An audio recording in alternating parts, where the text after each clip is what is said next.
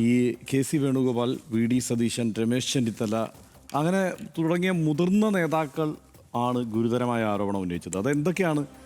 പ്രധാനമന്ത്രിക്ക് അദാനി എങ്ങനെയാണോ അതുപോലെയാണ് പിണറായി വിജയന് ഊരാളുങ്കൽ ലേബർ കോൺട്രാക്ട് സൊസൈറ്റി.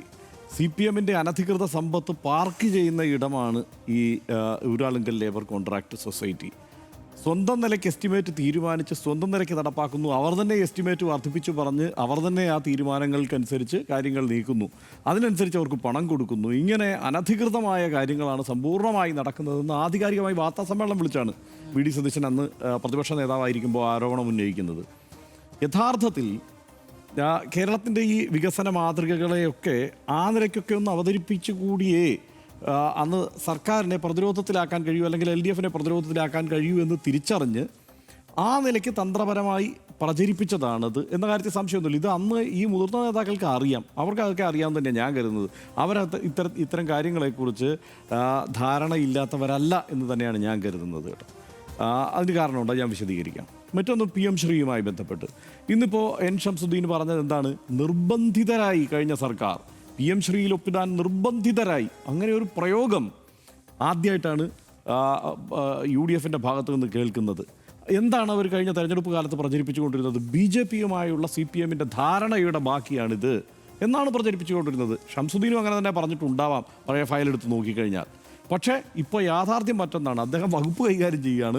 അദ്ദേഹത്തിന് ഇതിൻ്റെ ഈ ഫണ്ട് ഇവിടേക്ക് എത്തിക്കാനും ഇതിൻ്റെ പ്രവർത്തനങ്ങൾ സുഗമമാക്കാനുമുള്ള മാർഗം എന്താണെന്ന് ആലോചിക്കുക, അല്ലാതെ മറ്റൊന്നും തരമില്ല. അതിനപ്പുറത്ത് ഇപ്പോൾ തമിഴ്നാട് പോരാടുന്ന മട്ടിൽ പോരാടാവുന്ന ഒരു സാമ്പത്തിക അവസ്ഥ എന്തായാലും ആ നിലയ്ക്ക് തമിഴ്നാട് വലിയ സ്റ്റേറ്റാണ്, വലിയ സാമ്പത്തിക വരുമാനം ഉള്ള സംസ്ഥാനമാണ്. ആ നിലയ്ക്കല്ല കേരളം എന്നുള്ളത് കൊണ്ടും ആ നിലയ്ക്ക് പോരാടാൻ കഴിയില്ല എന്നൊക്കെ അവർ കരുതുകയാണ്.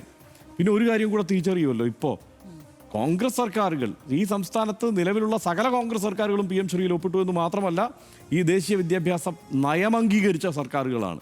അപ്പോൾ അങ്ങനെയുള്ളപ്പോൾ സ്വാഭാവികമായും ഇവിടെ കേരളത്തിൽ മാത്രം ഈ ഒറ്റക്കൈയിൽ അഭ്യാസ പ്രകടനം നടത്തുക എന്നുള്ളത് സാധ്യമല്ല. അതുകൊണ്ടാണ് ഒരു ഘട്ടം കഴിയുമ്പോൾ, അതായത് 5 വർഷം ഇനി ഭരിക്കാനുണ്ട്. ഇപ്പോൾ ഷംസുദ്ദീനും ഇപ്പോൾ സഭയിൽ എന്താണ് PK ബഷീറും ഒക്കെ ചെയ്തത് തന്നെയാണ് ശരിയായ കാര്യം. കാരണം എന്താണെന്ന് വെച്ചാൽ ഈ ബഹളം, ഈ സംശയങ്ങൾ, ഈ കൺഫ്യൂഷൻസ് ഈ ഘട്ടത്തിൽ തീർത്താൽ പിന്നെ 4 വർഷം ഇത് ചോദിച്ചുകൊണ്ടിരിക്കില്ലല്ലോ. അതുകൊണ്ട് തന്ത്രപരമായി അവർ ആദ്യഘട്ടത്തിൽ തന്നെ ഇത് പറഞ്ഞതാണ്. പക്ഷേ ഇതിനെക്കുറിച്ച് വലിയ ധാരണയില്ലാത്ത കുറച്ച് പേര് സഭയ്ക്കകത്തുണ്ട്. അതാരൊക്കെയാണെന്ന് ചോദിച്ചു കഴിഞ്ഞാൽ ഈ ബിനിമോന്, CR Mahesh, Deepak Joy, M. Vincent, Muhammad Shiyas, VT Balram, Abin Varkey, Najeeb Kanthapuram, KM Abhijith, Raja, അങ്ങനെ 10 ഭരണപക്ഷ MLA പാവങ്ങൾ ഈ നേതാക്കൾ പറഞ്ഞതിൽ തെറ്റിദ്ധരിച്ചു, അതിലങ്ങ് വീണു. അപ്പോൾ അവരന്ന് അവരന്ന് തീരുമാനിച്ച പോരാട്ടം നടത്താൻ വേണ്ടിയിട്ടാണല്ലോ ഈ സഭയിലേക്ക് വന്നിരിക്കുന്നത്. അല്ലെങ്കിൽ ഈ സർക്കാർ രൂപീകരിക്കുന്ന ഉടനെ തന്നെ ഊരാളുകളെ ഞങ്ങൾ അങ്ങ് പിരിച്ചുവിടാൻ പോവുകയാണ്, അന്വേഷിക്കാൻ പോവുകയാണ് എന്നൊക്കെയുള്ള മൂഡിലാണ് വരുന്നത്. പക്ഷേ അതുകൊണ്ട് തന്നെയാണ് ഇന്നിപ്പോൾ ഈ പൊതുമരാമത്ത് വകുപ്പ് മന്ത്രിക്ക് ഉത്തരം പറയേണ്ടതുണ്ട്. ചോദ്യോത്തര ദിനമാണെന്ന്. ആ കൊടുത്തിരിക്കുന്ന ചോദ്യങ്ങൾ മുഴുവൻ നിങ്ങൾ ശ്രദ്ധിക്കൂ. ഈ 10 പേർക്ക് ഊരാളുങ്കലിനെ കുറിച്ച് ചോദിക്കാനേ ഉള്ളൂ. ഇതല്ലാതെ അവിടെ 4 പേര് വേറെ ചോദിച്ചിട്ടുണ്ട്. അതായത് 15 മിനിറ്റിനടുത്ത് സമയമെടുത്ത് ഇത്രയും പേരാണ് ഇവിടെ ചോദ്യങ്ങൾ ചോദിച്ചത്. 4 പേര് ചോദിച്ച ചോദ്യങ്ങളിൽ 2 എണ്ണം ഈ പറഞ്ഞ ഊരാളുങ്കലിനെതിരെയുള്ള ആക്രമണമാണെന്ന് തിരിച്ചറിഞ്ഞ് അതിനെ പ്രതിരോധിക്കാനാണ് ഇപ്പോൾ KV സുമേഷും ബിജോയിയൊക്കെ ശ്രമിച്ചതെങ്കിൽ അല്ലാത്ത ചില കാര്യങ്ങൾ ഇപ്പോൾ V. മുരളീധരൻ ചോദിക്കാനുള്ള അവസരം ഉണ്ടായിരുന്നു. അദ്ദേഹം ഈ സമയത്ത് നിലനിൽക്കുന്ന ചില പ്രശ്നങ്ങൾ തന്നെയാണ് ചോദിച്ചത്. പക്ഷേ ഇവർ മുഴുവൻ പേരും, ഈ 10 പേരും ഈ സമയം ഊരാളുങ്കൽ ലേബർ കോൺട്രാക്ട് സൊസൈറ്റിക്ക് വേണ്ടി മാത്രം ചെലവഴിക്കുകയും അങ്ങനെ ചരിത്രത്തിൽ ഇതുവരെ ഇല്ലാത്തവണ്ണം ഊരാളുങ്കൽ ലേബർ കോൺട്രാക്ട് സൊസൈറ്റിയെ അവരെ കുറ്റമുക്തരാക്കുന്ന ഒരു നടപടിയിലേക്ക്, ആ നടപടിക്ക് സഭ സാക്ഷ്യം വഹിക്കുകയും ചെയ്തു എന്നുള്ളതാണ് അതിൻ്റെ ഏറ്റവും രസകരമായ കാര്യം. ഞാൻ അവിടെ പ്രതീക്ഷിച്ച ചോദ്യങ്ങൾ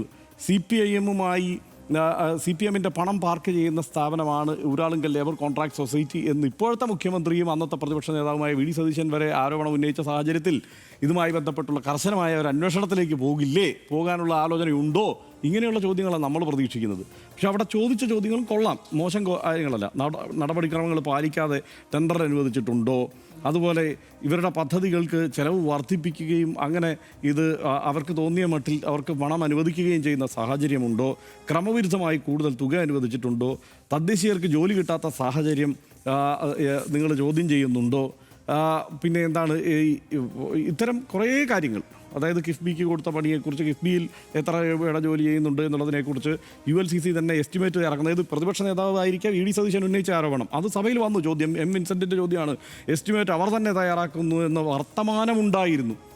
എങ്ങനെയാണ് ഇങ്ങനെ ചോദ്യം ചോദിക്കാൻ കഴിയുക? ഇന്നിപ്പോൾ ഈ ചോദ്യങ്ങളിലെല്ലാം കണ്ട ഒരു സാധനം, ഇങ്ങനെ ഒരു വർത്തമാനമുണ്ടായിരുന്നു, ഇങ്ങനെയൊക്കെ കേൾക്കുന്നുണ്ട്, ഇങ്ങനെ പറഞ്ഞു അങ്ങനെ എവിടെയെങ്കിലും പറഞ്ഞതല്ല. ഇതൊക്കെ ഉത്തരവാദിത്തപ്പെട്ട നേതാക്കന്മാർ, നിങ്ങളുടെ നേതാക്കന്മാർ തന്നെ പറഞ്ഞതാണ്.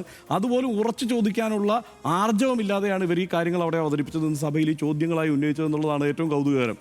അങ്ങനെ വർത്തമാനമുണ്ടായിരുന്നു എന്ന് കേൾക്കുന്നുണ്ടായിരുന്നു എന്നൊക്കെയാണ് ഈ പറയുന്ന പ്രധാനപ്പെട്ട നേതാക്കന്മാരെല്ലാം ചോദ്യങ്ങൾ ചോദിച്ചത്. ഇപ്പോൾ VT ബൽറാം ചോദിക്കുന്നുണ്ട്, ഈ 10 വർഷമായിട്ട് വർക്ക് കൂടുതൽ ഇവർക്ക് കൊടുക്കുന്നുണ്ട്, നേരത്തെ ഒരു ഏജൻസിക്ക് ഹോൾഡ് ചെയ്യാവുന്നതിനൊരു പരിധി ഉണ്ടായിരുന്നു, അതിന് മാറ്റം വന്നോ, ഇവർക്ക് കൂടുതലായി കൊടുക്കുന്നുണ്ടോ എന്നൊക്കെയുള്ള ചോദ്യം, എല്ലാ സംശയങ്ങളും വന്നിട്ടുണ്ട്. അതാണ് അതിനകത്തുള്ള ഗുണമുള്ള കാര്യം. പിന്നെ നജീബ് കാന്തപുരത്തിൻ്റെ സംശയമാണ്, പ്രീ ക്വാളിഫിക്കേഷൻ നിബന്ധനകളിൽ ഇളവ് നൽകി അങ്ങനെ ഇവർക്ക് വർക്ക് അനുവദിക്കുന്നുണ്ടോ. ഇതിനകത്ത് എന്നു മുതലാണ് ഈ പ്രീ ക്വാളിഫിക്കേഷൻ കാര്യങ്ങളിൽ ഇളവ് ലഭിച്ചത് എന്നതുകൂടി ഉണ്ടായിരുന്നെങ്കിൽ ഒരു കൗതുകം അവിടെ ഉണ്ടായിരുന്നു. അവിടെ ഒരു കൗതുകം ഉണ്ടായിരുന്നു. കാരണം ഉമ്മൻചാണ്ടി സർക്കാരിൻ്റെ കാലത്ത് മുതലാണ് ഈ ഇളവുകളെല്ലാം ഇവർക്ക് അനുവദിക്കപ്പെട്ടു തുടങ്ങിയത്. ഞാനൊരു കാര്യം പറയാം ശ്യാമിലി, അതായത് ഈ അക്രഡിറ്റഡ് ഏജൻസിയായി ഇത് മാറുന്നത് 2015-ലാണ്. UDF സർക്കാരിൻ്റെ കാലത്ത് 17 അക്രഡിറ്റഡ് ഏജൻസികളെയാണ് അനുവദിക്കുന്നത്. അതിൽ 14 സർക്കാർ പൊതുമേഖലാ സ്ഥാപനങ്ങളാണ് ഉണ്ടായിരുന്നത്. 14 അല്ലാതെ 3 ഉണ്ടായിട്ടുള്ളൂ. അതിലൊന്ന് അതാണ് സഹകരണ സംഘമായ ULCC, പിന്നെ ചാരിറ്റബിൾ സൊസൈറ്റിയായ ഹാബിറ്റാറ്റ്, പിന്നെ സന്നദ്ധ സംഘടനയായ കോസ്റ്റ് ഫോർഡ്. അതായത് ഉമ്മൻചാണ്ടി സർക്കാരാണ് ആദ്യമായി ഇങ്ങനെ ഒരു സഹകരണ സംഘത്തെ കൂടി അനുവദിക്കുന്നത്, ULCCയെ അനുവദിക്കുന്നത്. അത് ചുമ്മാ അങ്ങ് ഏതെങ്കിലും തരത്തിലുള്ള അഴിമതി ഇതിൽ ആരോപിക്കാൻ പറ്റുമോ? ഒന്നുമല്ല, അവർക്ക് ഈ പണി ചെയ്യാൻ പറ്റും എന്നുള്ള ബോധ്യമുള്ളത് കൊണ്ടും ഈ മാനദണ്ഡങ്ങളെല്ലാം അവർ പാലിക്കുന്നുണ്ട് എന്നുള്ളത് കൊണ്ടുമാണല്ലോ അന്ന് ULCCയെ അനുവദിച്ചത്. നമ്മൾ ULCC എന്തെങ്കിലും അനധികൃതമായി സമ്പാദിച്ച അല്ലെങ്കിൽ അനധികൃതമായ വഴിയിലൂടെ പോയാലോ ഒക്കെ അതിനെ ചോദ്യം ചെയ്യണം. അത്തരത്തിലൊരു സംശയമുണ്ടെങ്കിൽ അതല്ല, അന്വേഷണം വേണം. പക്ഷേ അതിന് വ്യാജമായ ആരോപണങ്ങൾ മാത്രം ഉന്നയിച്ചുകൊണ്ട് അതാവരുത്. അതാണ് അതിനകത്തുള്ള കുഴപ്പം. വെറുതെ വാചകമടിക്കാം, കവലപ്രസംഗം നടത്താം, പക്ഷേ അതൊക്കെ സീരിയസ് ആയി ധരിച്ച് ഈ 10 പാവപ്പെട്ട MLA-മാർ നിയമസഭയിൽ വന്നതാണ് ഇന്ന് എനിക്ക് ഏറ്റവും സങ്കടകരമായ ഒരു സാഹചര്യം ഉണ്ടാക്കുന്നത്. ഇനി വേറൊരു കാര്യം പറയാം. ഇതിനകത്ത് ഇത്രയും 17 അക്രഡിറ്റഡ് ഏജൻസികൾ ഉണ്ടായിരുന്ന സ്ഥലത്ത് ഇപ്പോൾ ഇവർക്ക് അമിതമായി എന്തോ അനുവദിക്കുന്നുണ്ടെന്ന് പറഞ്ഞല്ലോ. ഇപ്പോഴത്തെ അവസ്ഥ എന്താണെന്നൂടെ പറയാം. 45 അക്രഡിറ്റഡ് ഏജൻസികളെ ആക്കി LDF സർക്കാർ. അതുമാത്രമല്ല, ഇവർക്ക് പരിധി വർദ്ധിപ്പിച്ചല്ലോ. ഇവർക്ക് ഏറ്റെടുക്കാവുന്ന വർക്കിൻ്റെ പരിധി വർദ്ധിപ്പിച്ചതിനൊപ്പം മറ്റെല്ലാ ഏജൻസികളുടെയും പരിധി വർദ്ധിപ്പിച്ചു. അതുമാത്രമല്ല, ഏജൻസികളുടെ എണ്ണം കൂട്ടി. അതായത് അവിടെ കോമ്പറ്റീഷൻ കൂടി.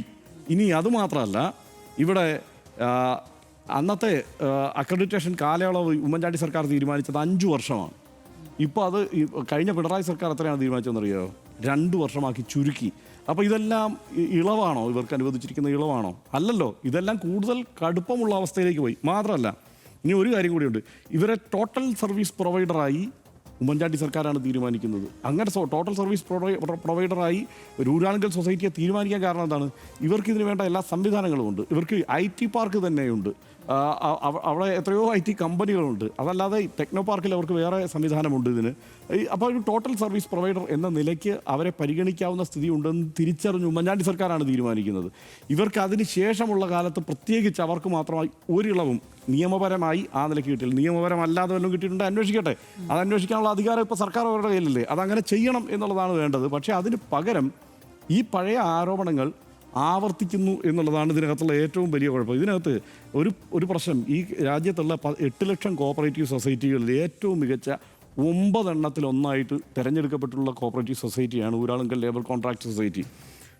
സഹകരണ നവരത്ന എന്ന പദവിയിൽ ഇത് ഉൾപ്പെടുന്നുണ്ട്. ഈ നവരത്നങ്ങളിൽ ഒന്നാണ് ഊരാളുങ്കൽ ലേബർ കോൺട്രാക്ട് സൊസൈറ്റി. നമുക്ക് പരസ്പരം ആരോപണ പ്രത്യാരോപണങ്ങൾ നടത്താം, രാഷ്ട്രീയമായി പോരാട്ടങ്ങളിൽ ഏർപ്പെടാം, തെരഞ്ഞെടുപ്പ് വിജയത്തിന് വേണ്ടി എന്തെങ്കിലുമൊക്കെ പറയാം. പക്ഷേ അത് നമ്മൾ അഭിമാനിക്കുന്ന ചില സംഗതികളുണ്ട്. ഇപ്പം സഹകരണ മേഖലയിൽ നമ്മളിവിടെ അഴിമതിയൊക്കെ ഉണ്ടെങ്കിൽ അത് പിടിക്കണം, അത് വേറെ കാര്യം. പക്ഷേ നമ്മൾ അഭിമാനിക്കത്തക്ക നിലയിൽ ചില സംഗതികളുണ്ടെങ്കിൽ അതിനെ എന്നേക്കുമായി ഇകഴ്ത്തി തകർത്ത് അരുത് മുന്നോട്ട് പോകുന്നത്. അപ്പോൾ ആ കാര്യത്തിൽ എനിക്ക് തോന്നുന്നത് ഇതൊരു തിരുത്തൽ നടപടിയായിരിക്കും എന്ന് തന്നെ കരുതാം. ആ നിലയ്ക്കാണ് ഇപ്പോൾ ഇതിനെ നമുക്ക് മനസ്സിലാക്കാൻ കഴിയുക. ഒരു തിരുത്തൽ നടപടി എന്ന നിലയ്ക്ക് നമുക്കിതിനെ കാണാം. PM ശ്രീയുടെ കാര്യത്തിലും ഈ ഊരാളുങ്കൽ ലേബർ കോൺട്രാക്ട് സൊസൈറ്റിയുടെ കാര്യത്തിലും ഇന്നിനപ്പുറത്തേക്ക് വലിയ സംശയങ്ങൾ ആളുകൾക്ക് ഉണ്ടാവാൻ സാധ്യത